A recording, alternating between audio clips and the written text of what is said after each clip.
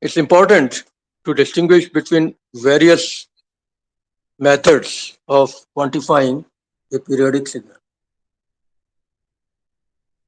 As I was mentioning last time, a signal means either a voltage signal or a current signal or even a power signal or maybe even an energy signal. One description, of course, is the instantaneous value, which we denote by small v in case of voltage signal. The other description is the peak value, which is denoted by Vm. On top of it, you also would like to know the frequency of the signal, which is f, and angular frequency is omega, which is 2 pi f. And on top of it, you also need to know the phase angle of the signal. These are the things that define the signal.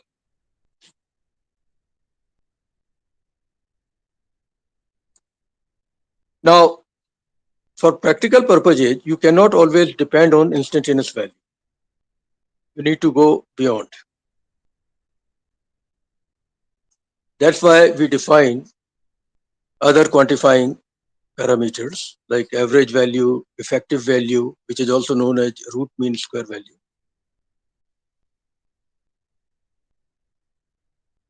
Average value is simple enough. You take the average of the instantaneous value over a full cycle, or you can do it over a half cycle also. You have to quantify what you are doing.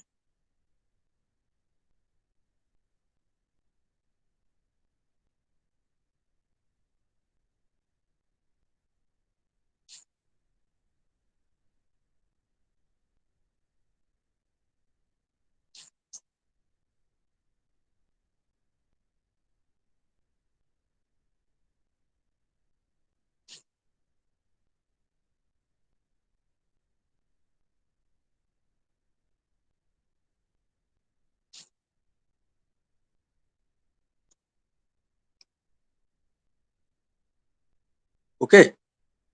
So angular frequency is 2 pi f, and time period is 1 upon f. And these things are, I'm sure, well known to all of you, no matter which branch you are from.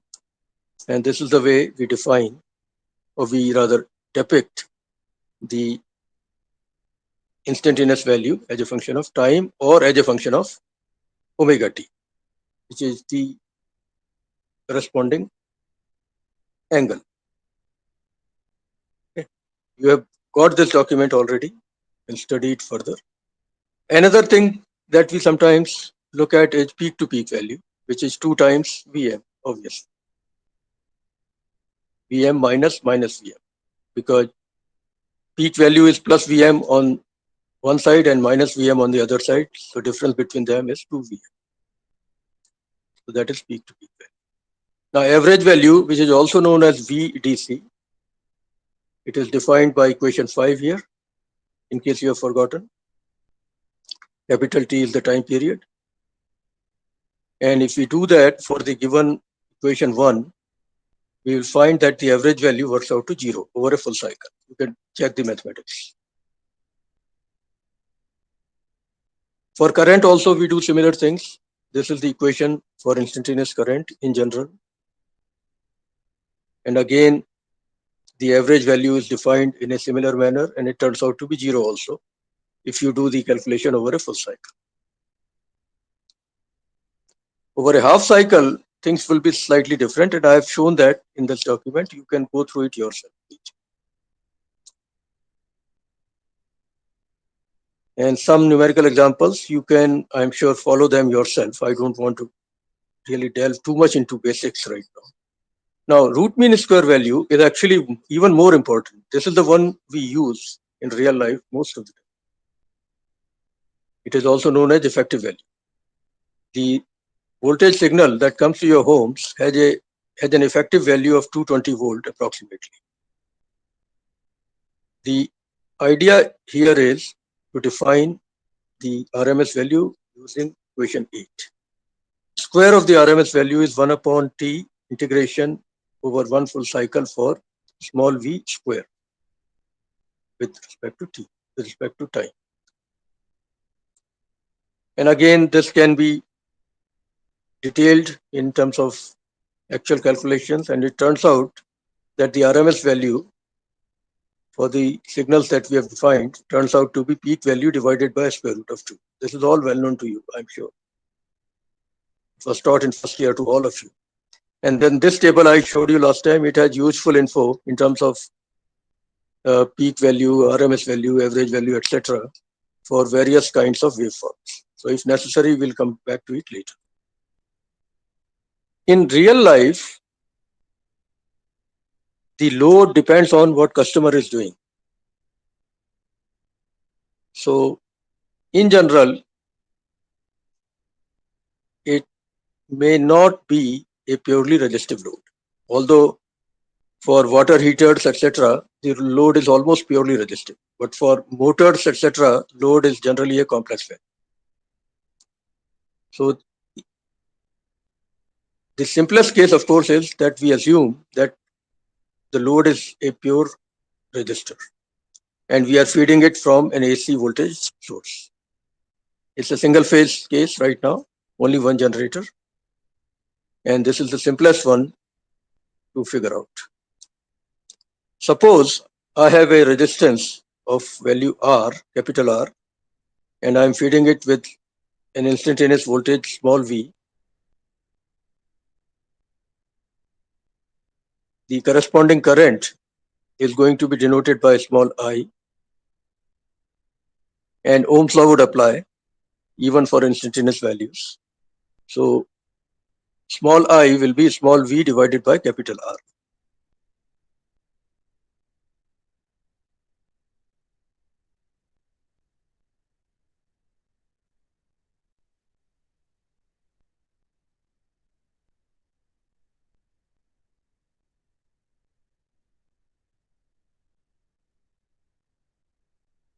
Now, let's assume that small v is given by this generic representation. Equation 1. We know what Vm is, what theta v is. It's written again here for quick reference.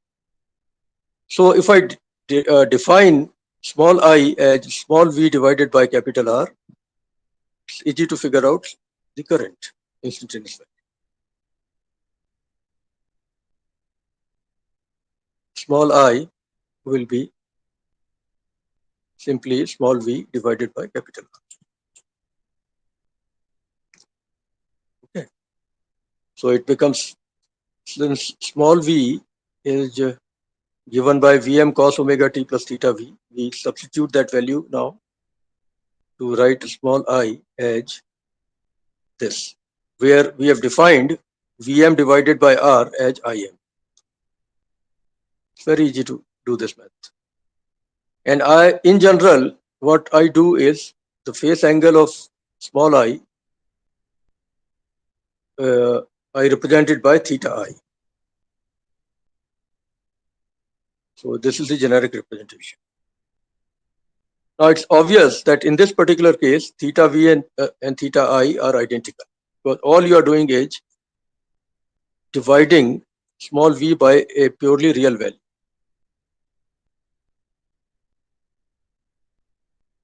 So theta v in instantaneous value of voltage and theta I in instantaneous value of current are going to be the same, because the load is purely a resistance.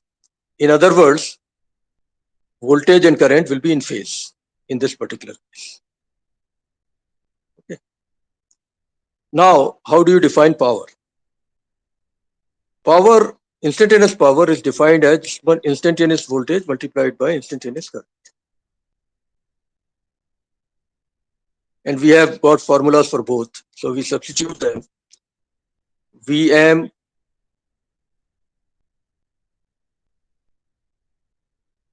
cos omega t plus theta v is the formula for small v.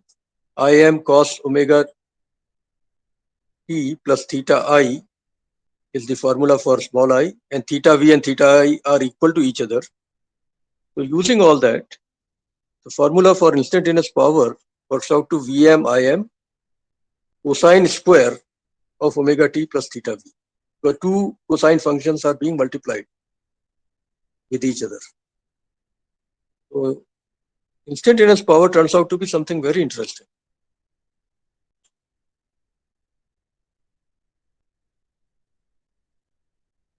And of course, you can use the well-known trigonometric identity for cos square of omega t plus theta v to break that into equation 8.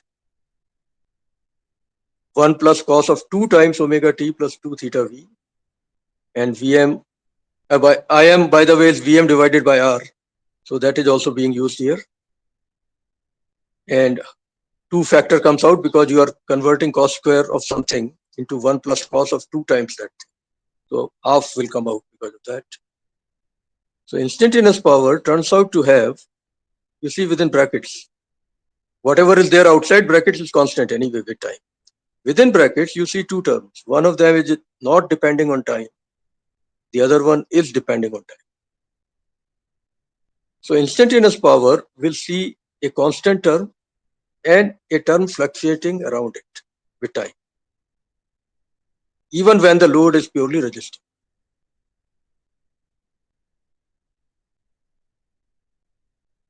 This is called pulsating power. And this is one disadvantage of single phase circuits, that you see variations in power with time. Now you can take the average of this if you want, as we always do for other signals. We don't define RMS value of power generally, not in this course. So I'll only do averaging of this equation over a full time period. You can do the math yourself. Vm square divided by 2R will come out, of course. And integration of 1 with respect to time is time, and between 0 and capital T, that answer will be capital T. Okay, so the first term is very easy to integrate. The second term, integration, you can do it yourself, and I think I have shown it in the document. It will turn out that the second term within brackets of the right hand side of equation 8, when integrated from 0 to capital T, gives 0. Check it yourself.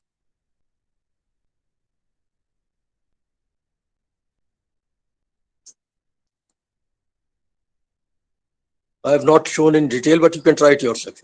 It's very easy to figure out that the second term does not contribute anything of when averaging is being done. The answer for average power is simply Vm square divided by 2R.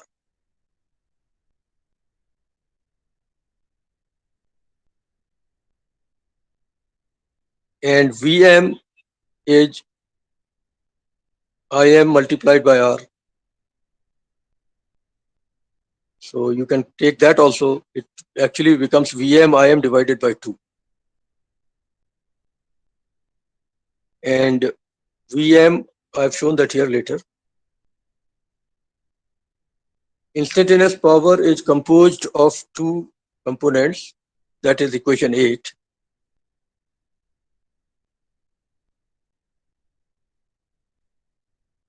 Okay.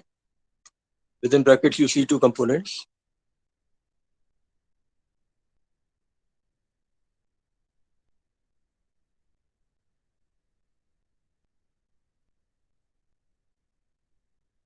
A non-time varying or constant component and a time varying component. Okay. The average power, as seen in equation 10,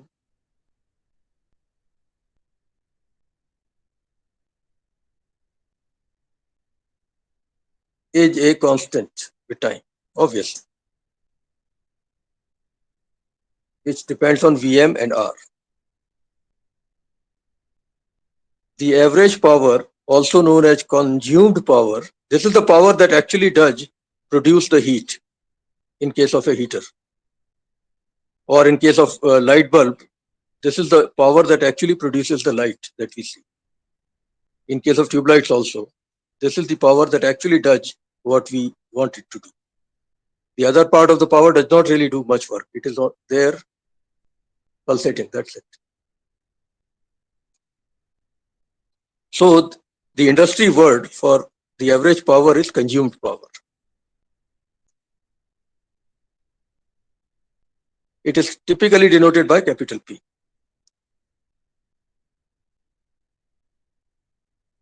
This is the power that is responsible for generating the heat in the resistor.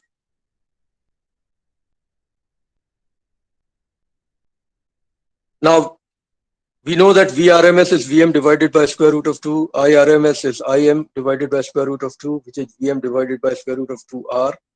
Putting all that together, it simply turns out that P is Vrms into Irms. Consumed power is simply RMS value of the applied voltage multiplied by the RMS value of the current produced in the circuit. That's it. Period. Second case is where we assume that the load is a pure inductor. It is a hypothetical case. Most of the time, it's not easy to realize a purely inductive load, but let's assume that that is the case. Then what happens? Let's repeat the derivation in this case.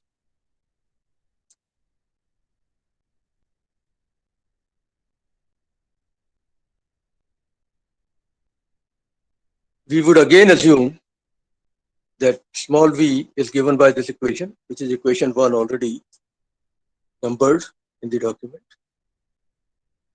Now the current produced will not be obeying Ohm's law. In fact, for inductive load, the formula that we have to use to connect small v and small I is this: V equal to L di by dt.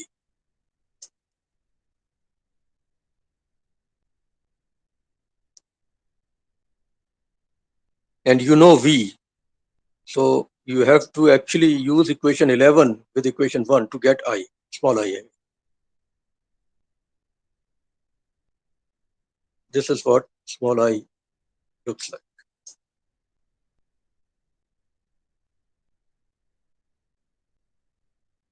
So I substitute the value of small v from equation 1 and do the integration to figure out small I. It turns out to be this, where I'm ignoring the constant of integration for now.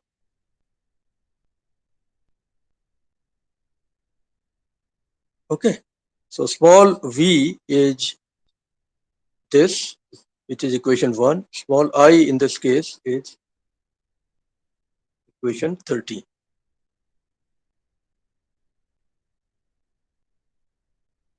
You can do the integration yourself. You will see this.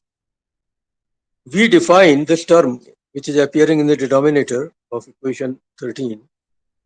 This term omega L is defined as the reactance of the inductor, XL.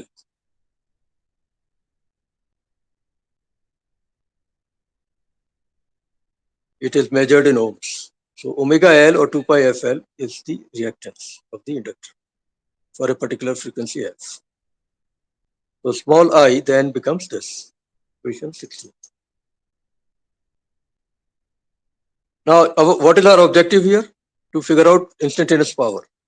That means we have to multiply, as we did in the previous case, we have to multiply small v and small I to get small p as a function of time. In order, okay, first of all, if you want, we can further rewrite this equation 16, because I equal to Im cos omega t plus theta v is the general representation for a current signal which is periodic. So if you want to fit this result into that standard form, Im is obviously Vm divided by XL. Okay. And cos omega t plus theta I actually is sin omega t plus theta v. So you can modify it further by turning the right hand side into a cosine function by adding minus pi by 2. So omega t plus theta I equal to omega t plus theta v minus pi by 2. That means the phase angle of current theta I and phase angle of voltage, which is theta v, are connected by equation 18. They are not equal now. In case of a resistive load, they were both equal. Here they are not. They are differing by 90 degrees. In case of a purely inductive load, the current and voltage have 90-degree phase shift between them. Actually, the phase shift of current is less than the phase shift of voltage by pi by 2 radians. Current lags. The word is LAGS. The current lags the voltage by 90 degrees. I will be invariably going back and forth between degrees and radians. So, I'm sure you know all this. Pi by 2 is 90 degrees and 180 degrees, pi radians, and so on, right? Not a big issue, actually. So, what we have seen is that in this case, voltage and current are not in phase, but we still have not figured out the instantaneous power. Let's do that.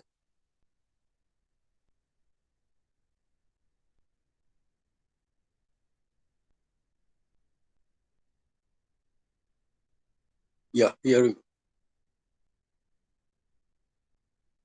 Same equation that we used in the previous case, but now we will use different formulas for small v and small I. Actually, for small v formula is not different, but for small I it is different. So I plug in the formulas for small v and small I, and this is a complicated expression that I get for instantaneous power in case of a purely inductive. When you get the document, please double check these things.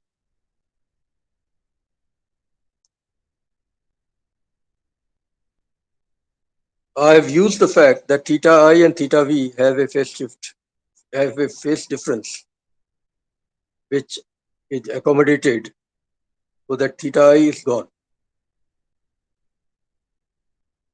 And then I use a trigonometric identity to convert the result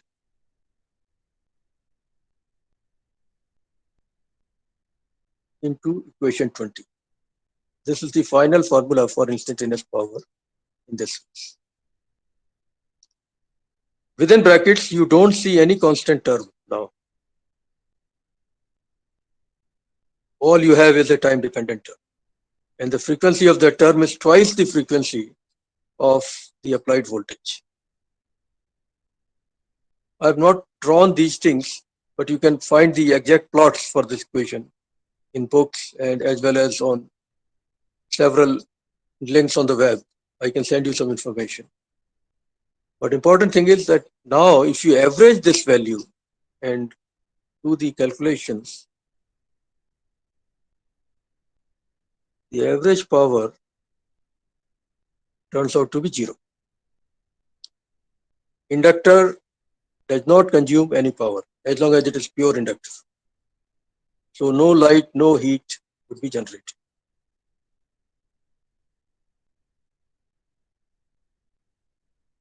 All you will get is pulsating power, changing polarity after a certain time period. Now don't take this pulsating power lightly. If this pulsating power is of high amplitude, it may damage the equipment anyway. Even though consumed power is not there, even then the inductor may be damaged if this power is swinging too high and too high in both directions. You can see damage because of that also. That's why we have to be very careful about understanding this part of the power, the pulsating part. This is where power system engineers actually have to be very careful. How much is the pulsating power in the system? Is it going to damage or is it within limits? This power, for half the cycle, it is taken out of the generator, and for the next half, it is sent back to the generator. So, but suppose the amplitude is high, generator may be damaged, quite possible. That's why I'm underlining all these things. Pulsating power cannot be wished away. It's there. Now, third case is where it's an ideal case again, where we have a purely capacitive load.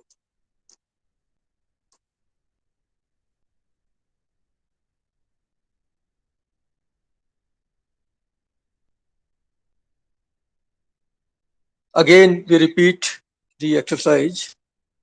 We assume that Vt is given by this famous equation. Now the formula to figure out small I is C dV by dt. You know this, I'm sure. For a capacitor, that's the formula.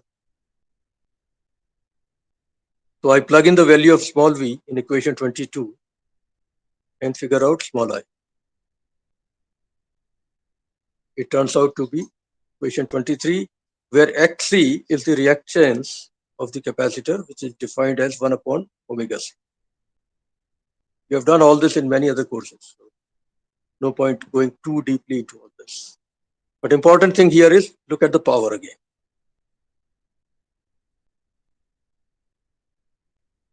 Okay. The current in this case, the instantaneous current in this case is given by this formula, equation 23. And we can define Vm divided by Xc as Im, the peak value of current. And to fit the rest of the equation into the standard form, we need to satisfy this condition. But you want cos omega t plus theta I as the standard form for current. But actual form that we are seeing is minus sine omega t plus theta v. So if you equate the two and try to bring cosine on the right hand side also, you will find that now theta I and theta v, although they are not equal, but now they are having 90-degree phase shift, but it's different from the 90-degree phase shift we saw in case of inductive. Here, theta I is higher than theta v by 90 degrees. In case of inductor, theta I was lower than theta v by 90 degrees. So here current leads, L-E-A-D-S, current leads the voltage. In case of a purely capacitive load, the current leads the voltage by 90 degrees. Okay. You know all this, I'm sure, but again, for the sake of completeness, I'm repeating. Now, what you can do again, I did not do it in detail, but you can verify by multiplying small v and small I and taking the average over a full cycle. You'll see that consumed power in this case also turns out to be 0. So purely capacitive load also does not consume any power. The only thing it has is pulsating power, time varying. Now the real life, where the load will in general have R, L, and C, everything. Most of the loads can be approximated by a series RLC combination, or sometimes a little more than that. But let's say a typical load, which can be represented approximately by a series RLC circuit, is under consideration.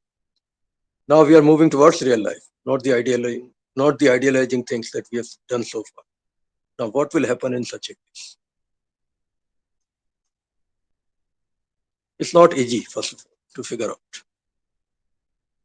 The equation that you have to write now is this.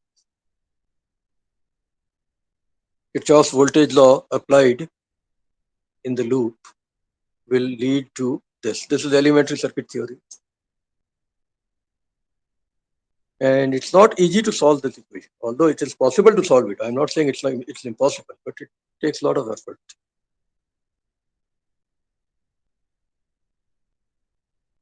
So what do we do to move forward? In fact, the more complicated the load, the more complicated the equation will be in time domain.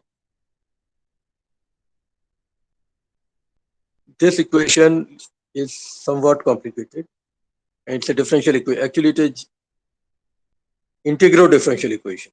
It has an integral also involved. So if you differentiate both sides with time, you will get a second order differential equation with respect to time. It is solvable, but it gets more complicated. So what we do is, instead of continuing with time domain, we go to frequency domain for real life circuits, where the differential equations and integral equations, or rather integral differential equations, get replaced by algebraic equations. But we have to deal with complex variables. That is the downside.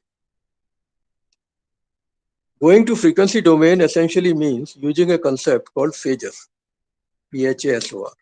A time domain signal can always be represented as a complex number using a transformation which I am going to show you now.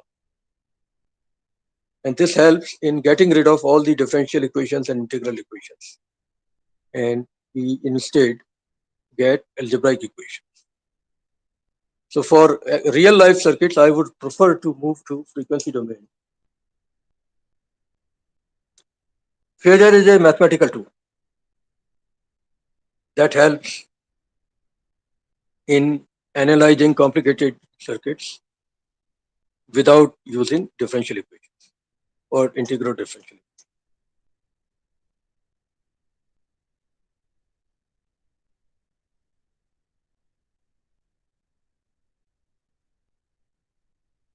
We use frequency domain instead of time domain, obviously. There is no need to solve differential equations. However, the use of complex numbers gets in. Now, complex numbers are something I'm sure you're well familiar with, but I have put in something in my notes once again as a reminder. A complex number has a real part and an imaginary part, and we typically represent the complex number by small z and real part as small x and imaginary part as small y. Equation 1 is the rectangular form of the complex number. J is iota. In mathematical world, they use small I to denote square root of -1. In engineering world, since small I is reserved for current, we prefer to use small j as to represent square root of -1. So z equal to x plus jy is the generic rectangular representation of a complex number z.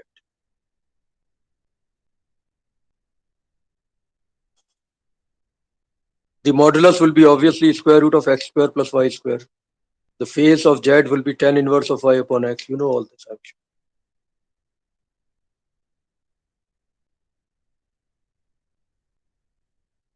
We can also write the complex number in polar form, where modulus small z with two bars on both sides is square root of x square plus y square, and the angle, phase angle of the complex number z is theta, which is tan inverse of y upon x. You should be able to do these calculations because in this course you will have to do a lot of them.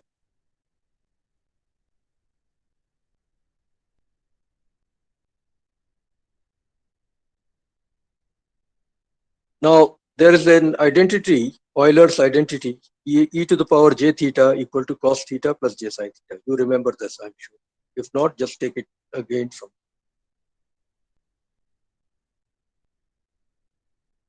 Now, we will use this identity in defining phasors.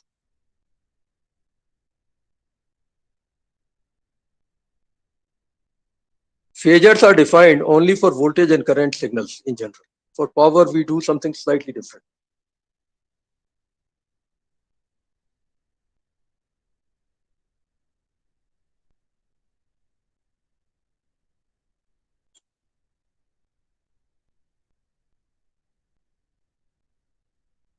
It's very easy to see that Euler's identity leads to this. X equal to magnitude of z into cos theta, y equal to magnitude of z into sin theta. I'm sure you see all these very easy.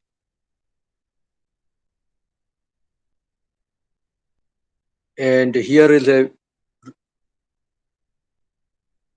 diagram depicting everything once again for clarity.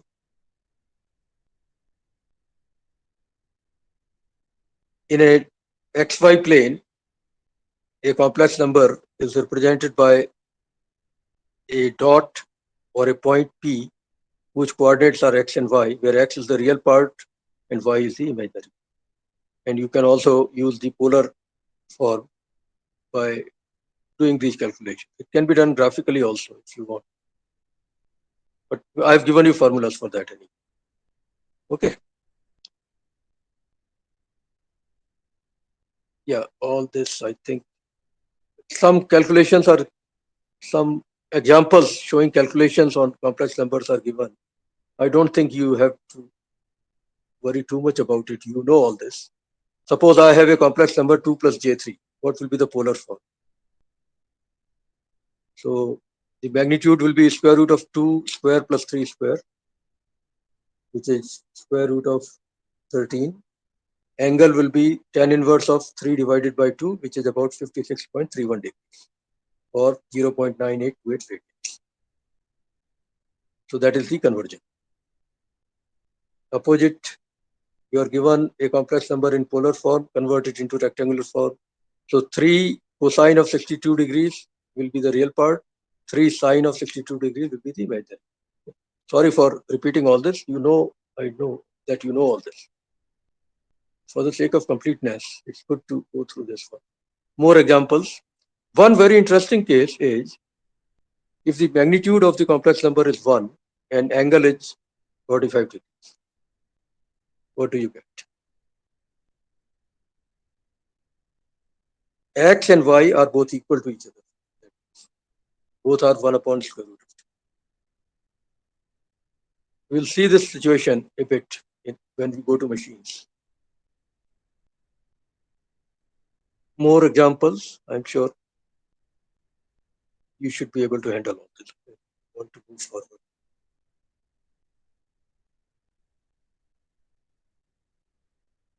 An AC voltage signal, as we have seen again and again, is represented by this famous equation, right?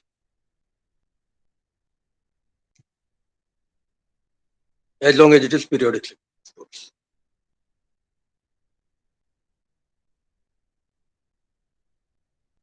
Now, what we do is we use Euler's identity on equation 1. This is all well known. Yeah, this is the Euler's identity.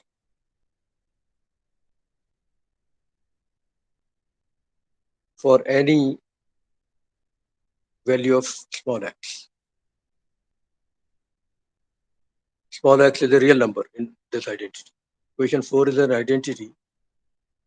Now, suppose I put x equal to omega t plus theta v in equation 4. That means in the Euler's identity.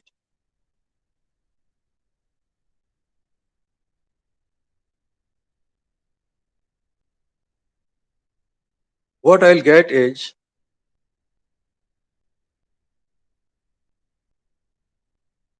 cos of omega t plus theta v plus j times sine of omega t plus theta v equal to e to the power j of omega t plus theta, j multiplied by omega t plus theta.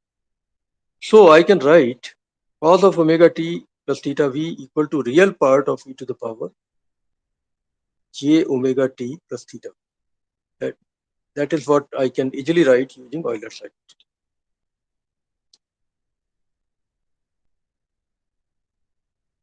And I take this result, equation 6, back to equation 1 and put it there. So small v is Vm multiplied by real part of e to the power j omega t plus theta.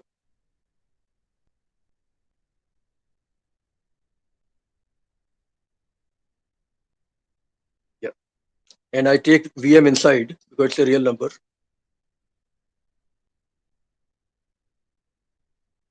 Equation 7 is equation 1 written differently. We are still in time domain.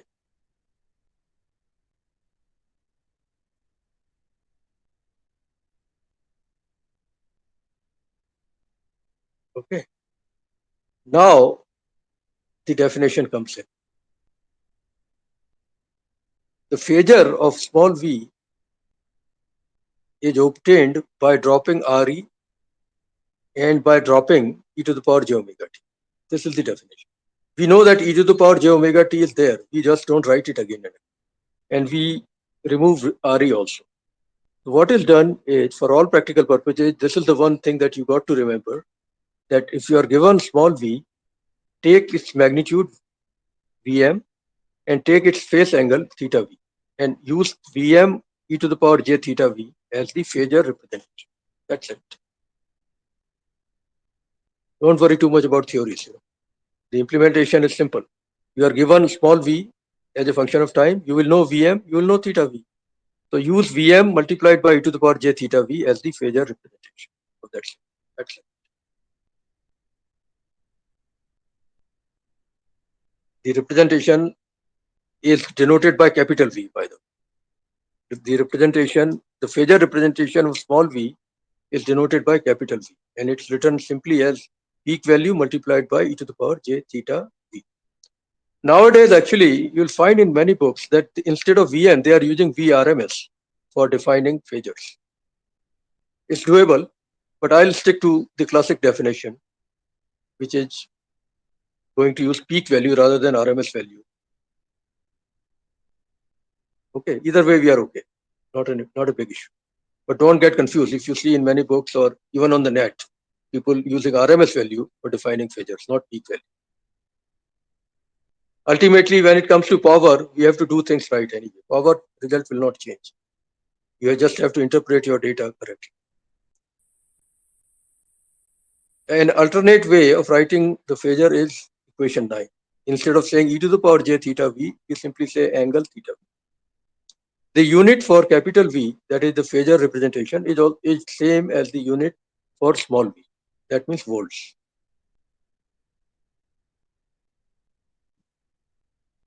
Note that e to the power j omega t, although not explicitly shown, is still present in V, just that we don't want to write it again.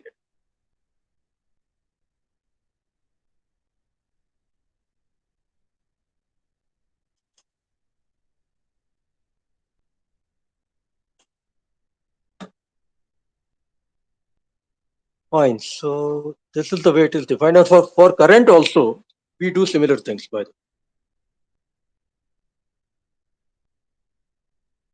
Yeah, I've written it here. In the voltage phasor is measured in volts. In many books nowadays, the phasor for an AC voltage signal is written as Vrms into e to the power j theta. However, we will stick to definition in equation 8 or in equation 9. That means we will be using Vm. For current, similar things can be done. If you are given a current signal, like equation 11, the phasor is simply Im e to the power j theta I. That's it. Okay. Right here. Or if you want, you can write it instead of e to the power j theta I, you can write simply an angle theta. That's also.